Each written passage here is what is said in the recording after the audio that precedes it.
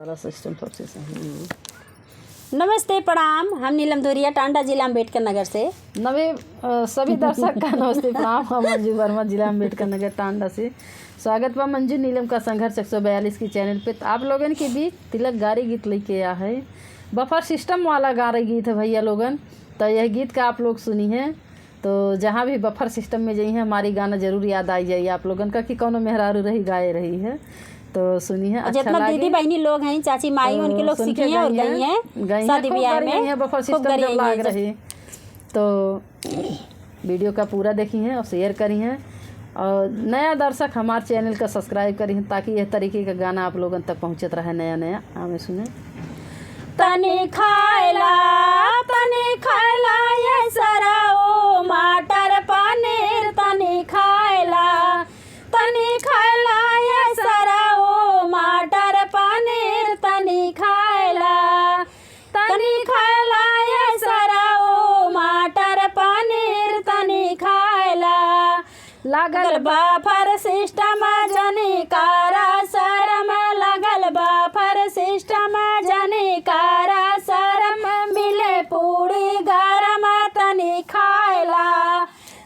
खायला ये सराओ माटर पनीर, तनी खायला ये सराओ माटर पनीर, तनी खायला।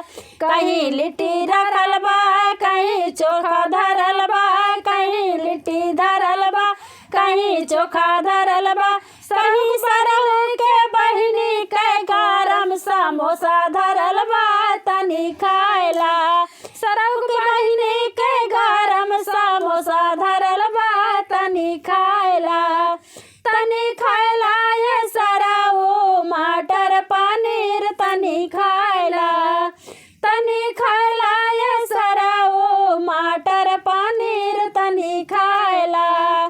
कहीं दाल धराबा, कहीं पुलाव धराबा, कहीं दाल धराबा, कहीं पुलाव धराबा, समधिक बहिनी के नींबू का सलाद धराबा, तनी खायला। समधिक बहिनी के नींबू का सलाद धराबा, तनी खायला ये सराओ माटर पनीर, तनी खायला ये सराओ माटर पनीर, तनी खायला। कहीं चीनी धराबा, कहीं चिउरा धराबा, कहीं चीनी धराबा, कहीं चिउरा धराबा, अगुआ के दीदी के तसले में दही धराबा, तनी खायला। अगुआ के दीदी के तसले में दही धराबा, तनी खायला ये सराओ माटर पनीर, तनी खायला ये अगुआ माटर पनीर, तनी खायला।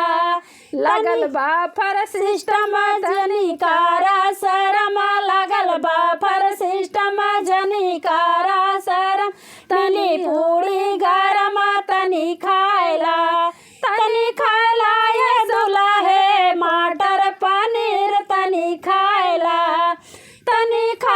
ये दुल्हे माटर पनीर, तनी खायला हो। चाप के खाया। धन्यवाद। धन्यवाद।